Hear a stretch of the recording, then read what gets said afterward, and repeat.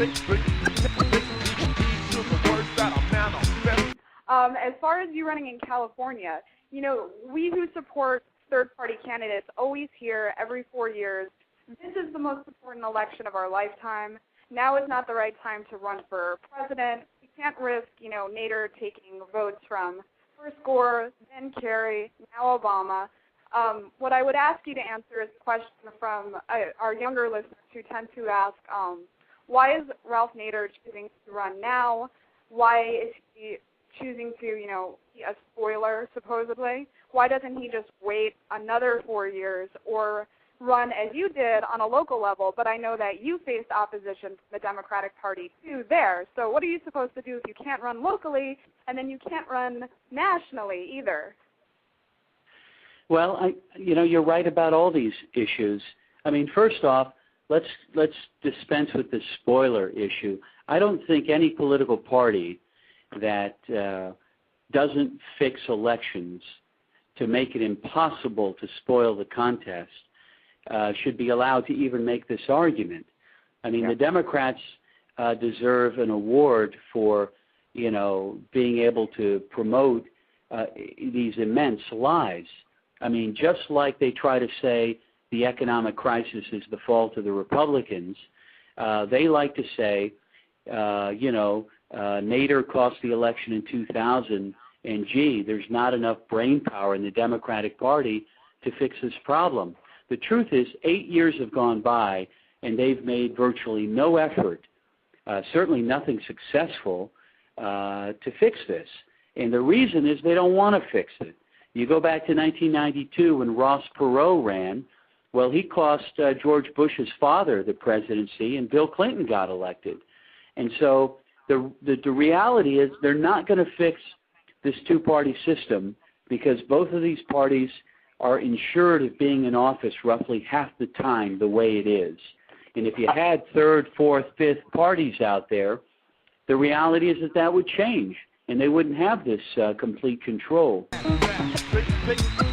Yeah, and I think that, I mean, anybody should be able to see this for what it is. I mean, if the Democrats were concerned about spoiling in 2004, 2008, they should be showing the, you know, Ralph Nader that they mean business about making it so that elections can't be spoiled. All you have to do is require that the winner of an election get a majority of the vote, or you require that anyone, before they win all the electoral votes in the state, get over 50% of the vote. This is not that complicated. But they don't do that. And they don't even come to us and say, hey, you know what? To our supporters, they don't say, don't vote for these guys, and let me tell you what we're going to do. We're going to spend the next 4 years working on election reform. And in good faith, we're introducing the amendments that we need. It's got every Democrat signing on to it. This is a show of good faith that we're going to let you someday choose other candidates that maybe you agree with more. They don't do that because they don't have to.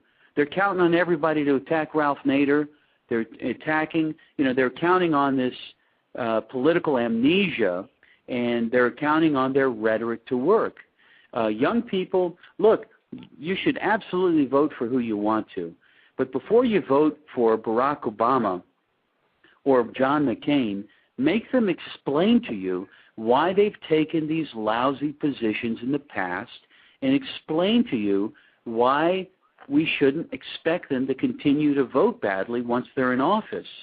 You know, this notion that, oh, Barack Obama's this radical who's going to, you know, he's just doing this to get elected. Listen, he's been acting this way his entire adult political life.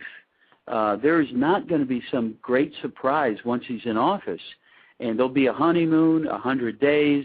Everybody's going to think, you know, we've reinvented the wheel. Who knows what, you know, the great accomplishments are that will be attributed to him.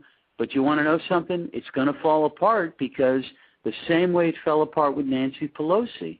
You know, these folks take money from the same sources, and they've developed, I mean, just take Joe Biden. Joe Biden is being recast as a working-class hero, that he's never forgotten his roots. I mean, this guy's, you know, he runs interference for the banking industries. He He voted with the Republicans on Bankruptcy Reform Act, which hurt working people. And I mean, this is just a farce. It depresses me to think that educated Americans are falling for it.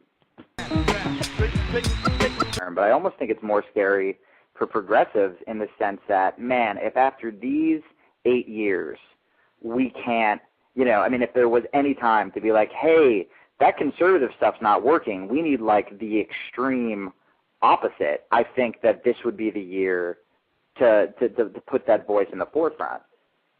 I agree. I agree. Matt, I had a question about that, and again, you have talked about this in the past. So clearly you're running for a position on a national level, but for the youth, for our listeners, how would they get involved on a local level trying to form local politics to be more progressive? What kind of office should they look to run for? How could they get a progressive movement started in their own town?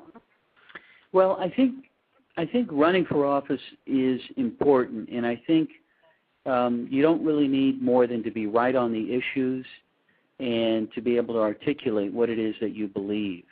There's one simple rule to keep in mind when you challenge incumbents or you run for the first time, which is to gain legitimacy, you need specificity. Incumbents will run with generalized rhetoric. They don't want to be tied down to anything specific because being tied down to anything loses you votes. But as a challenger, you need that specificity because that's more honest, but it's also where you will get support from. And that's how you can get a campaign off the ground. The next thing you need is you don't need a certain background. You don't need to be a lawyer. You don't need to have some professional degree. The point is, if you engage people honestly and you're willing to do the legwork, people will respond to that. I've run for office and stood on street corners while people walked me, by me and didn't want to talk to me and did not think I was a credible candidate. And 4 years later, I was nearly elected mayor of San Francisco. So I know what it takes. It just takes a commitment and a small group of people that will really try to, address the issues. And I think you can get experience by working on campaigns. I think you want to work on campaigns where you can play a more active role. And if you run for office, it's always best to run in an area that is manageable. I mean, if you're running in a smaller city or a smaller council district, try to assess how many precincts are there. How many people would it take to walk every precinct in the district? And then you do the simple work. You got to target the people that are going to go vote. You can call them. You can knock on their doors. You can drop campaign material at their home. Those people are going to vote. And there's a very simple principle, if you think about it. In a contest against another candidate, it's easier to make up the margin of difference between you if you take votes away from the other candidate as opposed to going out and finding new voters. There's always this desire, it's quite romantic, that you're going to register new voters and bring out new voters, and I think that's important too. But, if your opponent has 10 votes and you've got 4 votes, it's 10-4, well, to surpass the 10, you've got to go out and find 7 new voters. Or if you take 3 of their voters away, right, it's a 7-7 contest. And so it's important to think about, just the numbers. How do you get to the numbers that you need?